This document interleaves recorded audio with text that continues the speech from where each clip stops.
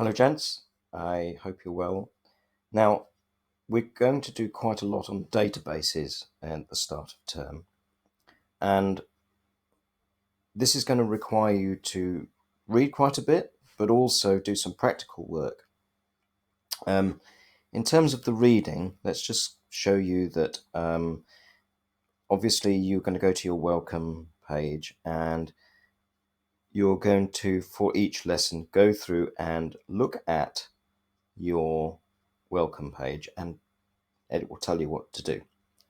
So basically, there is a page for each lesson, but the chances are there's going to be an overview of what's going to be done for that week as well. And to get going in databases, you will need to install some software at home. Now, some of you may already have this installed or elements of this installed, which is great. If not, we'll go through how you're going to install those pieces of software. Now, the bit I mentioned a minute ago on what you need to read, that's going to be in the databases section in OneNote. So there's quite a bit of reading here, but I don't want you to just read it through. I want you to understand what's going on, and then we're going to do some practical exercises in helping you understand what all the theory is about. So obviously I'm going to ask you to go through this stuff, ask me questions, but there are lots of videos for you to watch as well. Some of them are from me, some of them from our external people. But anyway, to underpin all of the work on databases, we're going to be looking at what I've called a project skeleton. So you can see here in my pie chart, I've got this folder called project skeleton. Now, the reason I call it that is because this potentially could form the sort of scaffolding for a project, bearing in mind that you would need to identify that you've been given this by your teacher. In other words, you would, if you use this as a scaffolding, you would have to declare that was the fact, that was the case. So rather than that, I would say that you should be getting this information from me as a sort of a learning exercise in learning about databases and understanding how you would construct an application with a database in Python, but not necessarily copying this directly, because if you did, you'd have to state that you did, and you might therefore lose some of the marks. So really, this is just to get you going and help you understand how databases, first of all, work in Python, but secondly, enable you to do some practical exercises based on the theory work that I've just shown you in OneNote. Okay, now you will notice that when you get this code, and obviously I'll send this code to you, when you try and run it, there's all sorts of errors in here. Okay, so the first thing that we need to do is to fix these errors.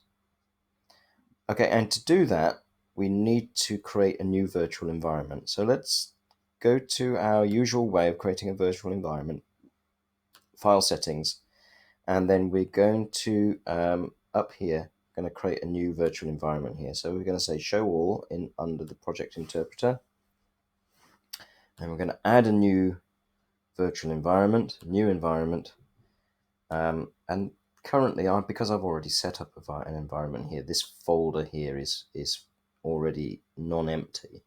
So I'm just going to create a different folder name for this new environment. And can you base the environment on Python 3.7 here? Okay, and just click OK then. So obviously that's in the usual way. That's going to create a virtual environment for our databases project. Okay, there it is. Now when you've clicked OK here, obviously it's going to be doing a few bits and pieces in the background. And if I click OK here, I will still get these errors. I was expecting to still get those errors, and if you just wait for a second, it's just, if I look here, down here, it's still updating.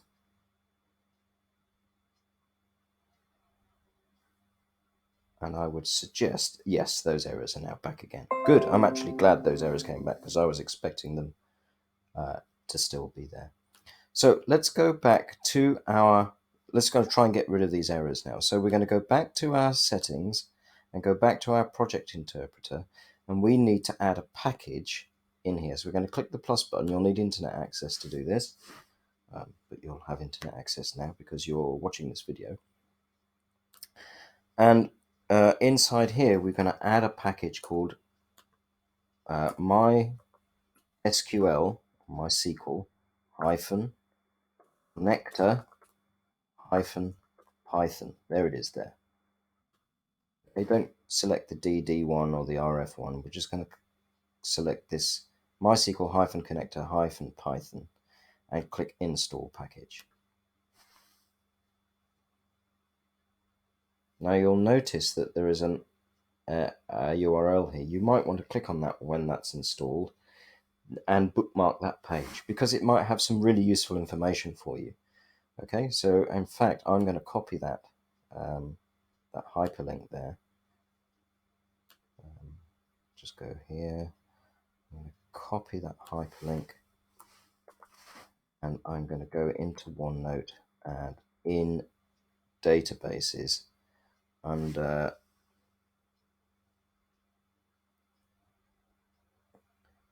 where should I put this?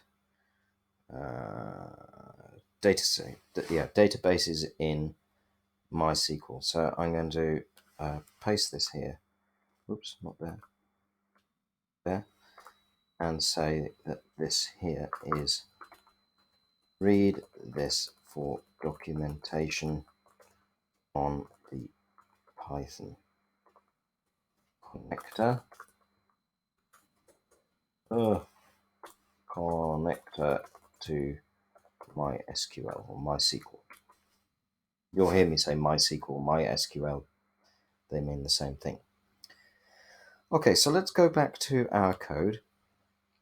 And now that this is installed here, I can stop this. I'm just going to hide this little window here and click OK. And once I clicked OK, this stuff won't have errors anymore.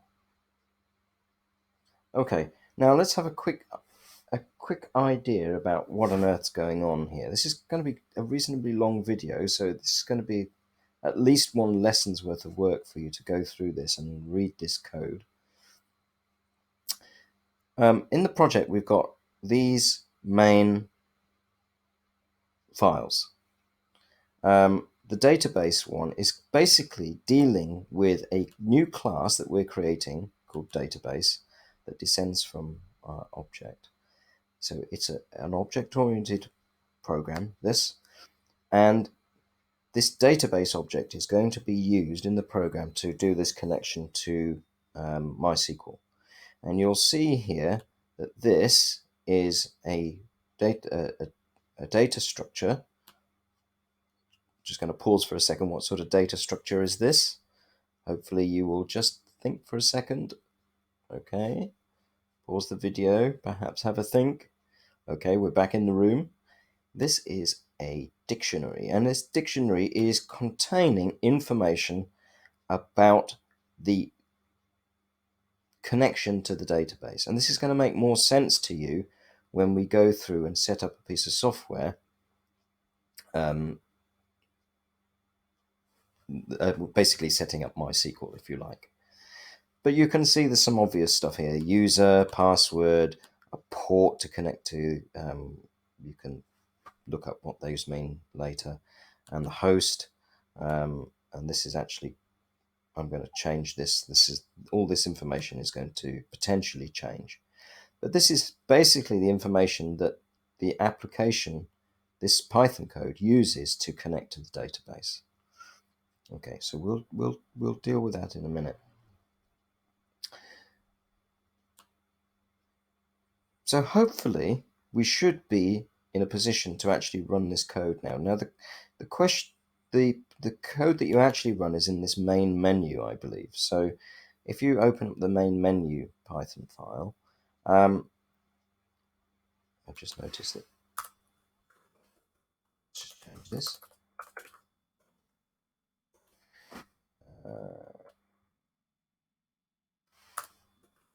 David.wild at Sherborne. Okay. I actually used this and sent this around for other teachers to use. I'm going to run this program now. Basically, I've got this class which is a menu system, and the menu system knows how to do bits and bobs.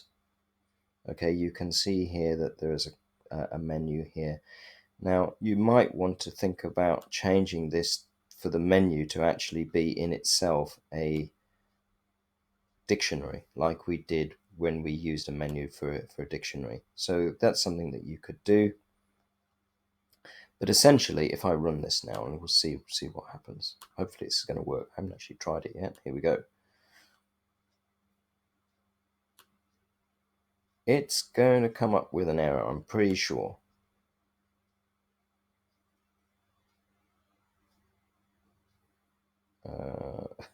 Doesn't do anything at all. I think it's trying to do something in the background. It's going to fail. It's going to not connect to the database, and you'll see why in a minute. Here we go. An error connecting to the database occurred. All right, okay.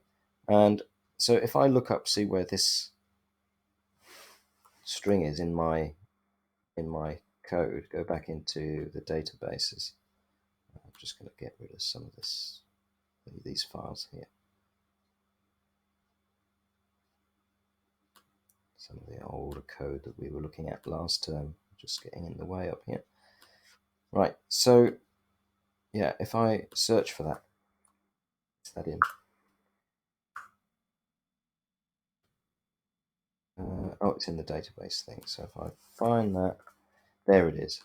Okay, so in the constructor to this database class, it's going to try and do this connection with this configuration information, which is basically this stuff.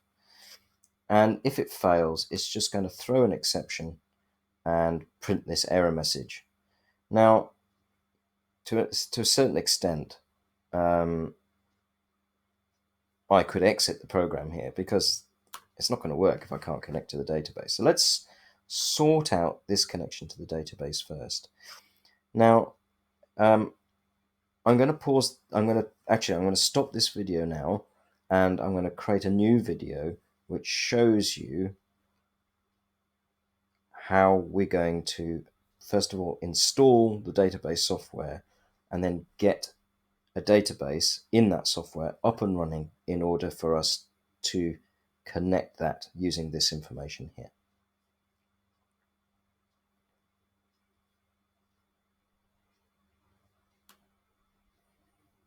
Okay, oh, ignore this. Let's go back here. And I just need to stop the video now. Stop the video.